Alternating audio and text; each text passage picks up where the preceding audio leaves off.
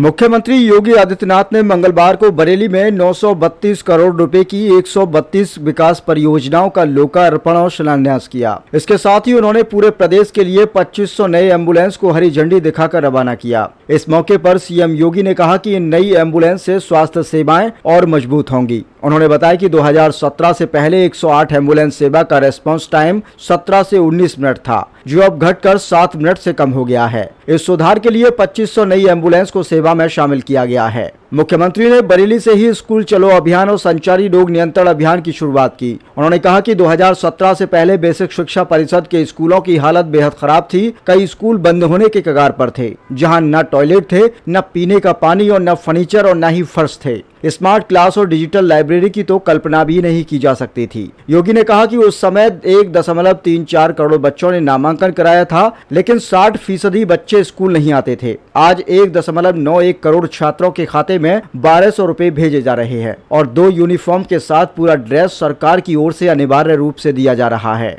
योगी ने कहा कि शिक्षक छात्र अनुपात को बेहतर करने के लिए 1,25,000 से अधिक शिक्षकों की भर्ती की गई। अब गांव-गांव में स्कूलों को इंटीग्रेटेड स्कूल कॉम्प्लेक्स के रूप में विकसित किया जाएगा। प्रदेश में 16 अटल आवासीय स्कूल शुरू किए गए हैं, जो श्रमिकों के बच्चों के लिए मॉडल स्कूल के रूप में काम करेंगे। हर जिले में मुख्यमंत्री कंपोजिट विद्यालय खोले जाएंगे। बेसिक शिक्षा राज्य मंत्री संदीप सिंह ने कहा कि शिक्षा के क्षेत्र में पिछले 8 सालों में बड़ा बदलाव आया है। डिजिटल लर्निंग को बढ़ावा दिया जा रहा है और 1.35 लाख स्कूलों का कायाकल्प किया गया है। वहीं पशुपालन मंत्री धर्मपाल सिंह ने इसे राजनीति का स्वर्ण युग बताते हुए गौ संरक्षण और पशुपालन योजनाओं की जानकारी दी है। बरेली में हुए इस आयोजन ने विकास, शिक्षा और स्वास्थ्य के क्षेत्र में योगी सरकार की प्रतिबद्धता को मजबूती से प्रदर्शित किया।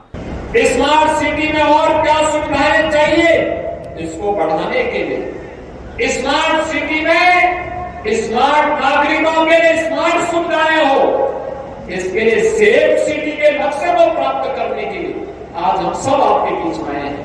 और मुझे इन 1000 करोड़ रुपए की परियोजनाओं को देते हुए बरेली वासियों को भी मैं हृदय से बधाई देता हूं, क्योंकि आप ही के कारण ये सब संभव हो पाया है।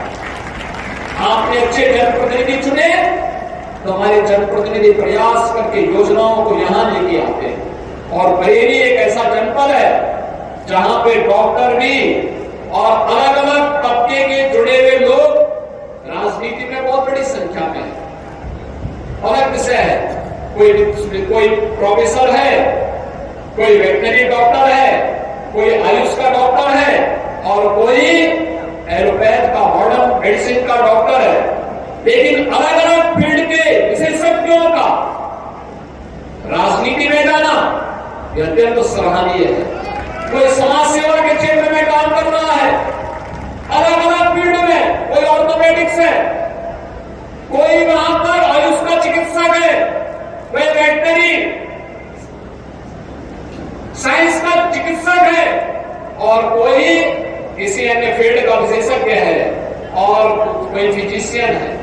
आप देखिए, आपके यहाँ के फिजिशियन वह मनुष्य का तो उपचार करते ही हैं, वन्य जीवों का भी उपचार कर रहे हैं पर्यावरण और वन मंत्री के रूप में। वनों के आच्छादन को बढ़ा रहे हैं। एक लंबे समय से समाज सेवा करते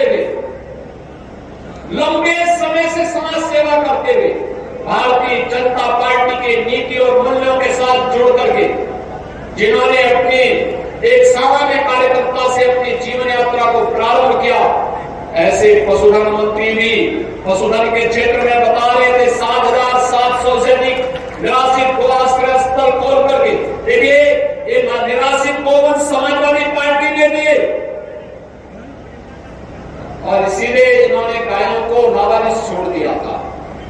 देखा ना, समाजवादी पार्टी के मुखिया क्या कहते हैं? कहते हैं गोबर से मुझे दुर्गंध आती है। ये है, इनकी असलियत यही है, क्योंकि गौ माता को कसाईयों के हवाले करते थे। हमने कसाईयों को जब भेजा जहन्नुम की यात्रा में, तो इनको परेशानी हुई। इनकी परेशानी तो वह है, इनके मित्र कसाई सब चले गए जहन्नुम में। तो अब इन गौवंश को बचाने की चुनौती थी, तो आप ही की धरती के सपूत, आप ही के द्वारा चुने गए आंवला के विधायक ने 7,700 400 से अधिक गो निराश्रित को आश्रय स्थल खड़ा किए और आज वहां पर 14 लाख गोवंश की देखभाल स्वयं राज्य सरकार कर रही है और शेष हमने अन्नदाता किसानों को दिए हैं। आप भी पालिए, एक गोवंश पर 1500 रुपया हम महीना आपको उपलब्ध करवाएंगे। अगर कोई किसान 4 गोवंश रखता है तो 4 गोवंश के लिए 6000 रुपये महीना हम उनको देते हैं। आप याद करिए, आम के आम और गुठली के भी नाम, इसी को कहते हैं। यानी गौ माता की सेवा का पुण्य भी पाओ और सरकार का अनुदान भी पाओ।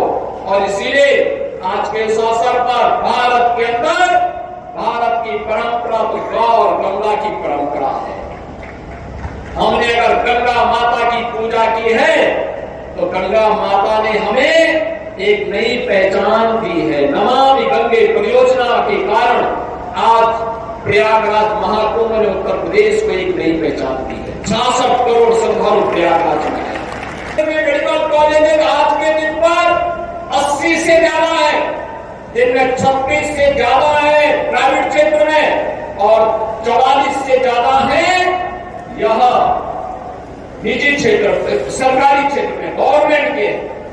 यानी ये बताता है one district one medical college, जो मैं बार बार कहता हूं पिछली सरकार वन डिस्ट्रिक्ट वन माफिया पालती थी।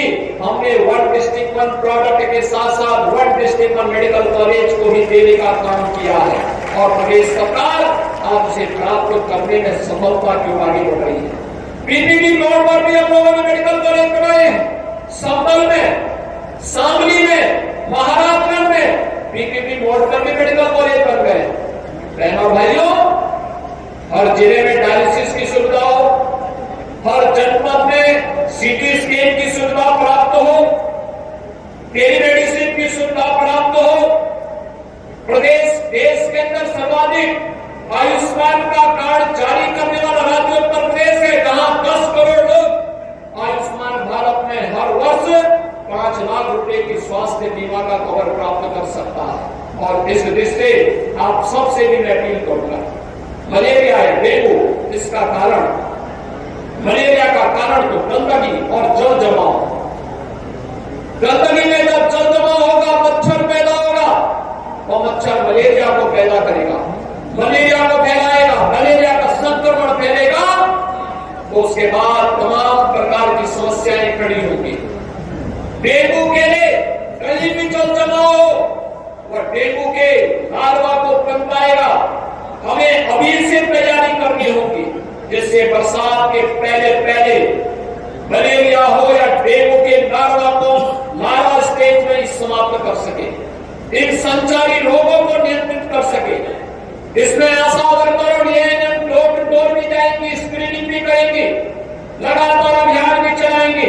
हमें इसके साथ जुड़ना होगा, इस कार्यक्रम को आगे बढ़ाना होगा, जिससे किसी भी स्थिति में कोई भी बच्चा, कोई भी नागरिक इन बीमारियों की चपेट में ना आने पाए। और इसके लिए सरकार आपके साथ खड़ी है, डबल इंजन की सरकार आपके साथ खड़ी है। इन अभियानों को सफलतापूर्वक आगे बढ़ाने के बाद विकास के कार्यक्रमों को भी आगे बढ़ाने के लिए आज हम सब आपके बीच आए हैं।